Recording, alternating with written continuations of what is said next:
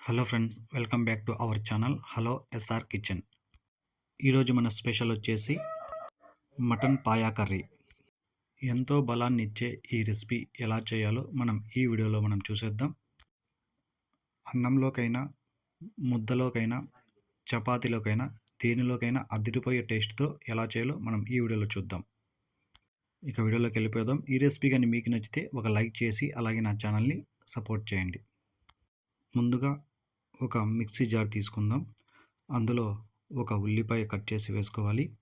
అలాగే ఒక 2 నుంచి 3 స్పూన్ల కొబ్బరి తురుము, ఇంచిన చెక్క, 3 లవంగాలు, ఒక ఏలకబుడ్డ, అలాగే అల్లం వెల్లుల్లి పేస్ట్ వేసుకోవాలి. ఇవన్నీ వేసి మనం మెత్తటి పేస్ట్ లాగా మిక్సీ పట్టుకోవాలి. ఇలా మిక్సీ పట్టుకొని ఈ పేస్ట్ని పక్కన పెట్టుకుందాం. తర్వాత ఒక గిన్నెలో మనం శుభ్రంగా కడుక్కున్న మటన్ పాయాలను అయితే తీసుకోవాలి. నేను ఈ మటన్ పాయాలు వచ్చి 4 కాళ్ళు అయితే తీసుకున్నాను. వాళ్ళ దగ్గర క్లీన్గా కట్ చేయించుకొని క్లీన్గా కడిగించుకున్నాను. మనం ఒకసారి ఇంటికి తెచ్చినా కూడా ఒక 2-3 సార్లు మంచి శుభ్రంగా ఉన్న నీటితో కడుక్కొని పక్కన పెట్టుకుందాం.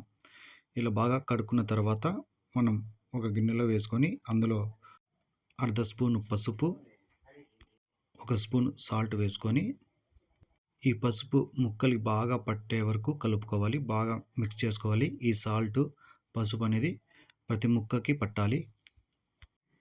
చూసారా, మనకి పసుపు అనేది ప్రతి ముక్కకి పట్టింది. ఇలా పట్టి పక్కన పెట్టుకుందాం. తర్వాత ఒక కుక్కర్ తీసుకొని అందులో 3 స్పూన్ల ఆయిల్ వేసుకోవాలి. ఆయిల్ బాగా వేడైన తర్వాత 1/2 స్పూను ఆవాలు, 1/2 స్పూను మినపప్పు వేసుకొని కొద్దిగా ఫ్రై చేసుకోవాలి. ఇవి చిటపటలాడేంత వరకు ఫ్రై చేసుకుందాం. తర్వాత ఒక ఉల్లిపాయ ఇలా కట్ చేసి వేసుకోవాలి. అలాగే 3 పచ్చిమిర్చిని నిలువుగా కట్ చేసి వేసుకొని ఒక 30 సెకండ్లు ఫ్రై అయిన తర్వాత మటన్ పాయాను వేయాలి. ఈ మటన్ పాయాను వేసి మొత్తం ఒకసారి బాగా కలుపుకోవాలి. ఇలా కింద నుంచి పై వరకు ఒకసారి బాగా కలుపుకొని ఒక 5 నిమిషాలు వాటర్ ఏం యాడ్ చేయకుండా ఈ ఉల్లిపాయ గోల్డెన్ కలర్ వచ్చేంత వరకు ఫ్రై చేసుకుందాం. ఒక 5 నిమిషాలు బాగా కలుపుకుంటూ ఫ్రై చేసుకుంటే మనకి ఉల్లిపాయ అనేది గోల్డెన్ కలర్ వచ్చేస్తుంది. మనకి ఈ ముక్కలు కూడా ఇందులో కొంచెం పచ్చివాసన పోయి మనకి మంచి స్మెల్ అయితే వస్తాయి. ఇలా 5 నిమిషాలు బాగా ఫ్రై చేసిన తర్వాత మనం పేస్ట్ చేసి పక్కన పెట్టుకున్న పేస్ట్ మొత్తాన్ని యాడ్ చేసుకోవాలి. ఇలా యాడ్ చేసి మొత్తం బాగా కలుపుకోవాలి.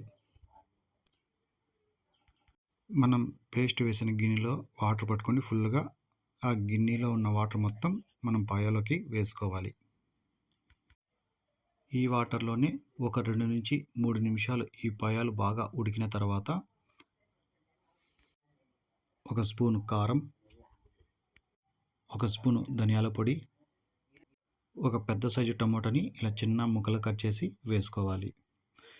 ఇవి మొత్తం బాగా కలుపుకొని ఈ టమోటాలు మగ్గేంత వరకు ఒక 5 నిమిషాల పాటు ఇలా కలుపుకుంటూ ఫ్రై చేసుకోవాలి. మనకి టమోటా మగ్గిపోతే చాలు. ఖచ్చితంగా మనం ఇవి కలుపుకుంటానే ఫ్రై చేసుకోవాలి, లేకుంటే కింద మాడిపోతుంది. ఒక అర్ధ గ్లాసు వాటర్ వేసి మనం ఈ టమోటాలు మగ్గేంత వరకు ఫ్రై చేసుకుందాం. ఈ టమోటాలన్నీ మగ్గిన తర్వాత మిరియాల పొడి 1/2 స్పూన్ వేసుకోవాలి. కొద్దిగా కొత్తిమీర వేసుకొని ఒక 1/4 లీటర్ వాటర్ని అయితే యాడ్ చేయాలి. ఇలా వాటర్ వేసిన తర్వాత ఈ ముక్కల్ని బాగా కలుపుకొని కింద నుంచి పై వరకు బాగా కలిపి ఉప్పు కారం సరిపోయా లేవో ఇప్పుడే చూసుకోండి. ఉప్పు కారం తక్కువ ఉంటే వేసుకోండి. కలుపుకొని మూత పెట్టేసి ఒక 7 విజిల్లు హై ఫ్లేమ్ మీద, 7 విజిల్లు మీడియం ఫ్లేమ్ మీద మనం కుక్ చేసుకోవాలి. ఈ మటన్ పాయా అనేది 4 విజిల్లు 5 విజిల్లకి అయితే ఉడకవు కాబట్టి మనం ఖచ్చితంగా 12 నుంచి 15 విజిల్లు అయితే పెట్టుకుందాం. నేతవైతే ఒక 10-12 విజిల్లు అయితే సరిపోతుంది. కొంచెం ముదిరినటువంటి 15 నుంచి 20 విజిల్లు కూడా పెట్టుకోవాలి. నేను వచ్చి మొత్తం హై ఫ్లేమ్ మీద 7 విజిల్లు, మీడియం ఫ్లేమ్ మీద 7 విజిల్లు అయితే పెట్టుకున్నాను. మనకు విజిల్స్ అన్నీ వచ్చేసాయి. ఓపెన్ చేసి చూద్దాం. చూడండి, మనకి మటన్ పాయా అనేది రెడీ అయిపోయింది. ముక్క కూడా చాలా మెత్తగా ఉడికిపోయినాయి. మీరు రైస్లోకైనా ముద్దలోకైనా ఈ వాటర్ సరిపోతాయి. మీకు ఇంకా కొంచెం చిక్కగా కావాలి అనుకుంటే మూత పెట్టకుండా ఒక 3-4 నిమిషాలు ఫ్రై చేసుకుంటే కొంచెం చిక్కగా అవుతుంది. నాకు ఈ రైస్లో కాబట్టి నాకు ఈ గ్రేవీ సరిపోతుంది. చాలా టేస్ట్గా, ముక్కలు కూడా చాలా మెత్తగా అయితే ఉడికిపోయాయి. మీరు కూడా నేను చెప్పినట్టు ట్రై చేయండి. ఎలా వచ్చిందో కామెంట్ చేయండి. ఈ రెసిపీ కానీ మీకు నచ్చితే ఒక లైక్ చేయండి. అలాగే మీ ఫ్యామిలీస్ కానీ ఫ్రెండ్స్ కానీ షేర్ చేయండి. ఖచ్చితంగా సపోర్ట్ చేయండి. నా ఛానల్ని సబ్స్క్రైబ్ చేసుకోండి. Thank you.